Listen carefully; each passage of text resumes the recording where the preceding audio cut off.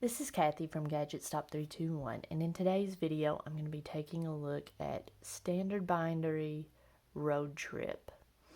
Now, I'll be testing it in a variety of pins and nib sizes ranging from a Pilot Extra Fine to a 1.5 stub nib, and I'm going to begin with the Pilot Extra Fine. This is a Pilot 78G Plus with a steel extra fine nib.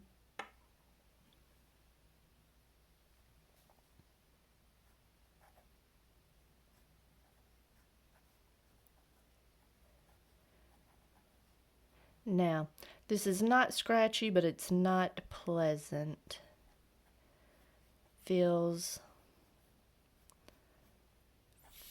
dry, and the legibility, it looks a little better on the screen. The legibility in real life is not the best. It's such a fine line, and you can see the ink is kind of not super saturated. So I'm just going to put not scratchy.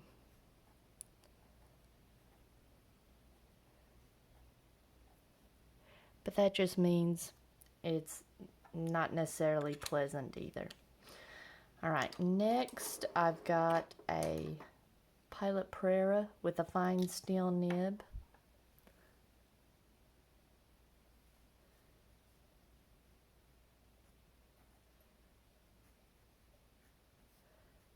Now this is more pleasant.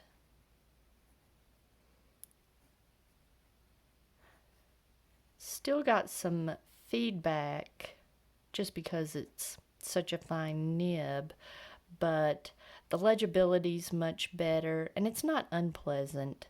So I'm not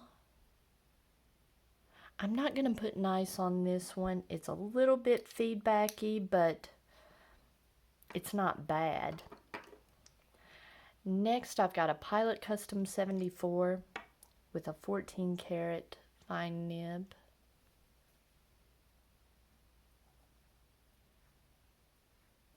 Now this is much better. I would classify this as smooth by fine nib standards. You can see it's quite a bit wetter than the steel nib.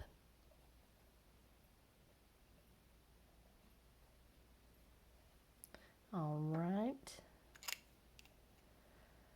And I'm liking this shade of green. It's kind of a grassy green. It's in between it's leaning a little bit toward a lime green, but it's more of a grassy green.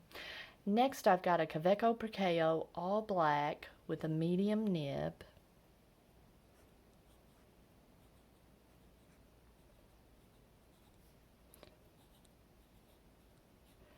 And this is the nib that makes this ink shine.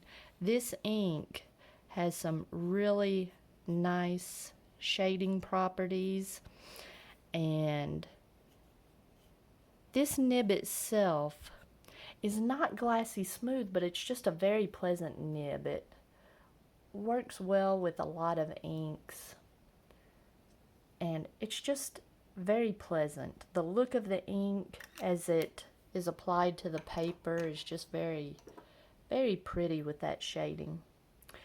Alright, next I have a Pilot Metropolitan with a cursive medium nib.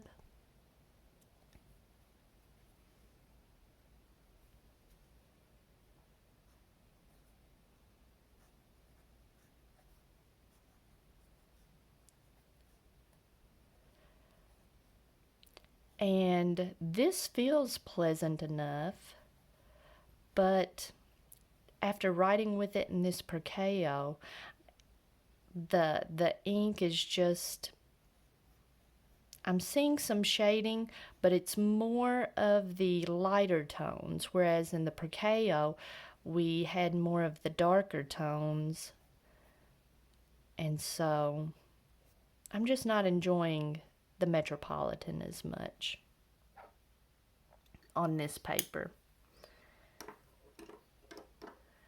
Next, I have a Nemisign Singularity with a 0.6 stub nib.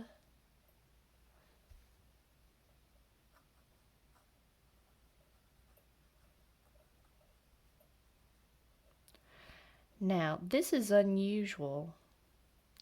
This nib feels a little bit scratchy, and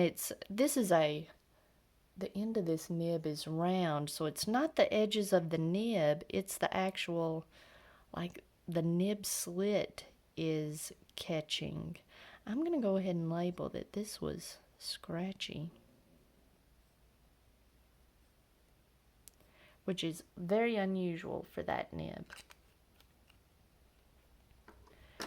And finally, I've got the Jinhao X750 with a 1.5 stub nib.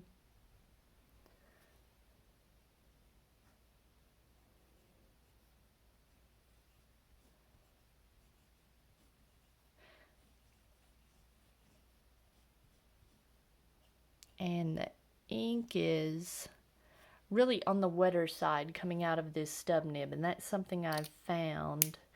The ink just really wants to pour out of this stub nib, the wider one. Okay, while that dries, I'm going to take a look at some writing samples and a variety of other papers. I've got my ARC paper, and same thing with the extra fine. It was not scratchy, but it just, I wasn't as fond of it. The two fine nibs were much better, and the Custom 74 on this poor quality paper was just a little bit too wet. So on poor quality paper, the steel fine nib, which is a little bit drier, was nicer. And then over here, on the better quality paper, I think I like the Custom 74 better. Really, on most of these papers, I like this Caveco Porkayo because you really get to see that shading. And my stub nibs, which normally, at least feel nice writing on the paper, did not perform well. It was just the ink flow was very inconsistent on both of them, and on this paper it tends to feather a little bit. My Pilot Metropolitan was dry, kind of like over here on the Tomoe River paper, it was dry. On my Rhodia paper, my extra fine felt scratchy, the Pereira fine felt dry, and my Custom 74 was nice. My Custom 74 is on good paper, you just can't hardly go wrong with it. The Porkayo again was just really nice. The ink just looked so pretty. The Metropolitan was a little bit dry. My stub nibs were behaving oddly. My 1.5 stub nib, the ink just didn't hardly want to flow out of it. And again, on my Nemisign, the ink flow was just really inconsistent.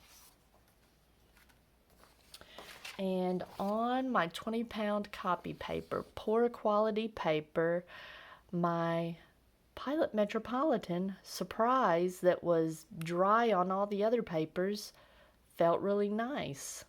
It was probably my favorite. I should have put a little heart out beside it. The stub nibs again, ink flow was behaving strangely. The two fine nibs did nicely. They were pleasant to write with, but I just really liked the Metropolitan better. It was, with it having a wider nib, it was smoother and more pleasant.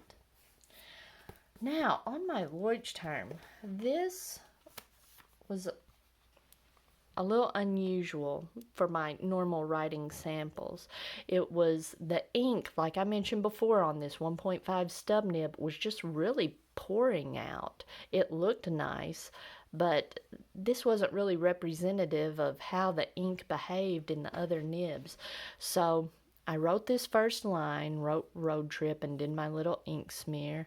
And then with the same nib, this is still with the 1.5, I wrote some of the ABCs, and you can see it was writing a little drier because so much of the ink poured out here at the beginning.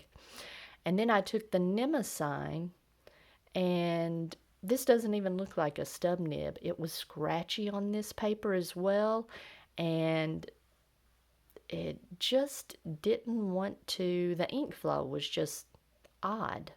So I thought I would make a note of that. And here's how Chikurin compared. Chikurin looks a little more yellow. All right, and our Tomoe River paper. I'm not seeing any sheen. There's some nice shading when you have it in the right nib. My Custom 74, which is my most forgiving fountain pen. I didn't write my little O on Porkayo, but the Custom 74, it wrote well. It was just a nice, pretty grassy green, and the Porkayo, you really get the shading. Those were my two favorites. All right, and I just want to make a note. At this point in time, it appears that Standard Bindery is not open at the moment, so I was kind of reluctant to do a writing sample for this ink, but I just loved it so much when it came in. And I'm really glad that I did this writing sample because I was so disappointed that I was unable to get a bottle of this. And really, the performance of it is not really what I was expecting. So, you know, I feel bad for Standard Bindery, and I hope that they're able to get up and running once all the current circumstances get lined out. But if you found this video helpful, please give me a thumbs up, and if you'd like to see more videos like this, please subscribe to my channel.